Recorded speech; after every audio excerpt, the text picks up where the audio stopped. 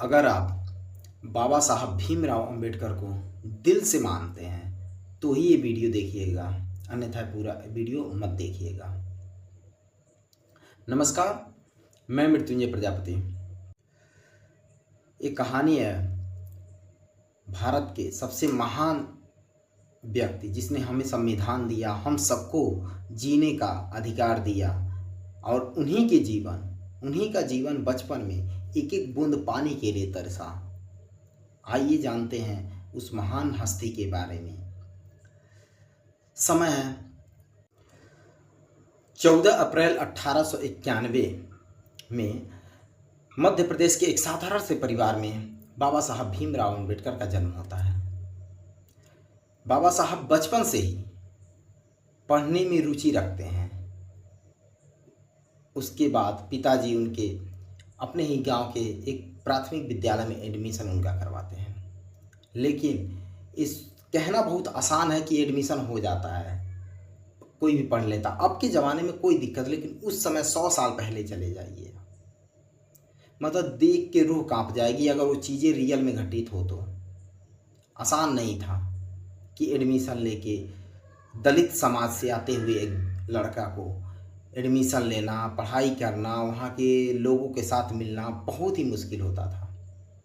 उनको पानी के लिए घंटों घंटों लाइन लगाना पड़ता था।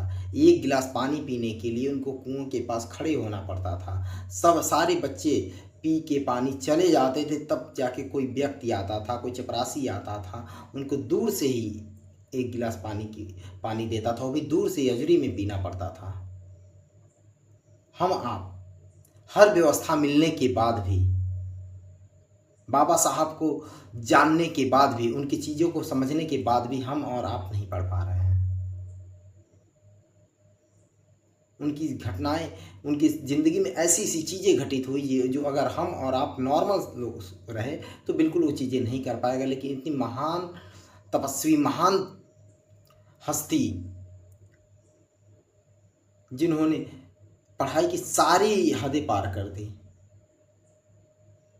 उन्होंने एक सबसे सुंदर, सबसे ज़बरदस्त की एक लाइन बोली थी। और अगर उस लाइन को मैं, आप, दुनिया का कोई भी व्यक्ति अगर उसको अप्लाई कर लेता है, अपनी ज़िंदगी में उतार लेता है, तो इसकी पूरी गारंटी है कि आप ज़िंदगी में असफल नहीं रहेंगे। वो नारा इस प्रकार है, और सच बोले ये नारा नहीं, ये सफलता का वो सूत्र है जिसको अप्लाई करने के बाद आप खुद ही सोचेंगे कि क्या मेरी ज़िंदगी में कितना बदलाव हो गया। पहला, उन्होंने सबसे पहले कहा कि शिक्षित बनो, संगठित रहो और संघर्ष करो। इन तीनों शब्दों का मतलब अगर आप डिकोड करते हैं, अगर आप इस चीज़ों को समझने की कोशिश करते हैं, तो अगर ये चीज़ें खाली कहने के लिए है कि शिक्षित बनो, संगठित रहो और संघर्ष करो, इस तीनों शब्द सिर्फ एक शब्द नहीं अपितु पूरी आपकी ज़िंदगी का एक सार हो सकता है। उन्होंने कहा किसी भी हद में कुछ भी करिए, आप पढ़ाई करिए, आप शिक्षित बनिए, आप ताकतवर बनिए। अगर आप शिक्षित होते हैं, उसके बाद दूसरा सबसे ज़रूरी काम करिए कि आप संगठित होइए, अपने लोगों को इकट्ठा करिए, अपने लोगों से बात करिए, अपने लोगों को बताइए कि आपके साथ समस्या क्या हो रही है। उसके बाद उन्होंने कहा कि दो चीज़ अगर आपके पास हो जाते, तीसरी सबसे ज़रूरी होती है कि आप उसको अप्लाई करिए, यानी कि उस चीज़ के लिए, अपने अधिकार को पाने के लिए, अपने समाज में अपनी बात रखने के लिए संघर्ष करना बहुत ज़रूरी है। और बिना संघर्ष के ज़िंदगी असफल हो जाएगी, ये बात बिल्कुल सत्य है। तो याद रखिए, मैं आप सभी से हाथ जोड़ के निवेदन कर रहा हूँ कि कुछ न करिए अपनी ज़िंदगी में। अगर आप सफल होना चाहते हैं, अगर आप एक साधारण परिवार से आते हैं, अगर आप मध्यवर्गीय परिवार से आते हैं, अगर आप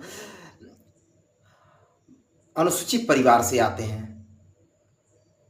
तो आपको शिक्षित होना पड़ेगा। अगर आप चाहते हैं, सिर्फ इन बाबा साहब को मान लेने से काम नहीं चलेगा, बाबा साहब के पद चिन्हों पर चढ़ना पड़ेगा, जो वो किए हैं उसको करना पड़ेगा। चाहेंगे कि हम सिर्फ शिक्षित होकर काम चलेगा, नहीं चल रहा है। शिक्षित होने के बाद आपको संगठित भी होना बहुत ज़रूरी है, और संगठित और शिक्षित होने के बाद उतनी ही ज़रूरी है कि आपको एक्शन लेना, अपने चीज़ों के लिए संघर्ष करना। बाबा साहब भारत में नहीं, विदेश में, अमेरिका के कोलंबिया यूनिवर्सिटी में जाके पढ़ाई किए, लंदन में जाके पढ़ाई किए, और हम और आप क्या करते हैं, बगल के इंटर कॉलेज में जाके पढ़ाई नहीं कर पाते, बगल के डिग्री कॉलेज में नहीं पढ़ाई कर पाते हैं, और बात करेंगे कि हम बहुत कुछ करेंगे। उन्होंने ऐसी ऐसी चीज़ें की, उसका अगर 10%, 1%, 2%, 4% भी अगर हम कर लेना तो ज़िंदगी हमारी बहुत सफल हो जाएगी। बाबा साहब संविधान के निर्माण में वो भूमिका निभा गए जिसकी कल्पना भी कर पाना लोगों के लिए बहुत बड़ी चीज़ें हैं। संविधान सभा के मुख्य रूप से मुख्य किरदार के रूप में जाने गए, जो हमको और आपको ऐसी शक्तियां दे के चले गए कि हम उसको, अगर आज हम बोल पा रहे हैं तो उन बाबा साहब की देन है कि हम बोल पा रहे हैं, हम कह पा रहे हैं तो बाबा साहब की देन है कि हम कह पा रहे हैं, हम पढ़ाई कर पा रहे हैं स्वतंत्र रूप से तो बाबा साहब की देन है कि पढ़ाई कर पा रहे हैं। इतनी सारी चीज़ें हमारे और आपके लिए छोड़ करके गए। कुछ आपको पता है कि इस सोशल मीडिया के ज़माने में भी अगर 2000-5000 लोगों को इकट्ठा करनी पड़ जाए तो हमारी हालत ख़राब हो जाती है,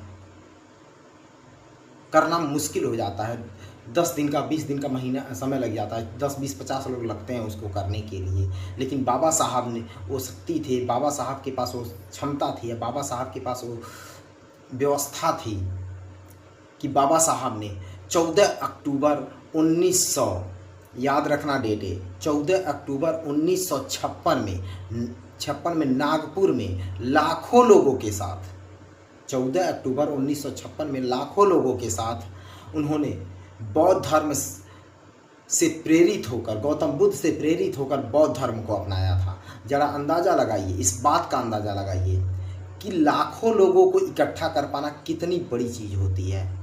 और हमको आपको 1000, 500, 10,000 लोगों को इकट्ठा करने के लिए हालत ख़राब हो जाती है। लेकिन उस समय, जिस समय कोई सोशल मीडिया ज़माना नहीं था, उस समय उन्होंने लाखों लोगों के साथ बौद्ध धर्म को अपनाया और एक सिंबल दिया कि हम, जो हमारे लिए काम करेगा मैं उसके लिए रहूँगा।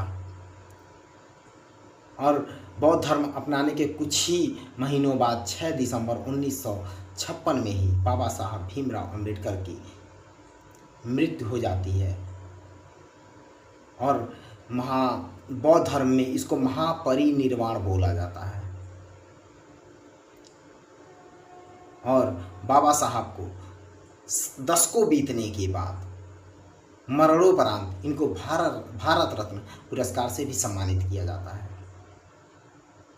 मैं आप सभी से पुनः एक बात दोहराना चाहता हूँ कि शिक्षित बनिए, संगठित रहिए और संघर्ष करिए।